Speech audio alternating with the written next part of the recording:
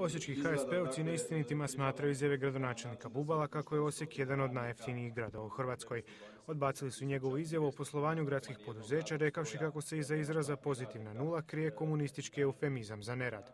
Dalje se navodi da je zadnjih 1,5 dana posvećeno planiranju, projektiranju i osiguravanju potrebne dokumentacije za projekte koji se navode. Pitamo se, ako gradskoj vlasti treba više od 1/3 mandata da bi samo pripremila projekte koje će raditi, koliko će tek vremena biti potrebno da bi se ti projekti realizirali. Većinu projekata koji su u realizaciji nastavljaju HSP-ovci, onako je pokrenula prošla vlast, te dodaju kako je projekt novog Dravskog mosta razmatran u prošlom mandatu. Sve kritike na svoj račun gradonačelnik Bubalo danas je odbacio.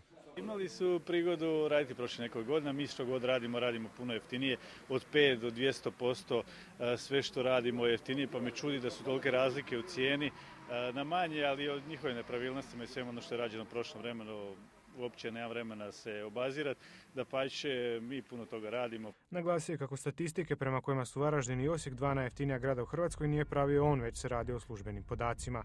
Dodao je kako će realizacija ovogodišnjeg gradskog proračuna iznositi oko 400 milijuna kuna, te da je prethodna vlast raspolagala s puno većim proračunom nego ova, no naglasio je kako u ovoj gradskoj upravi planiraju s manje napraviti puno više.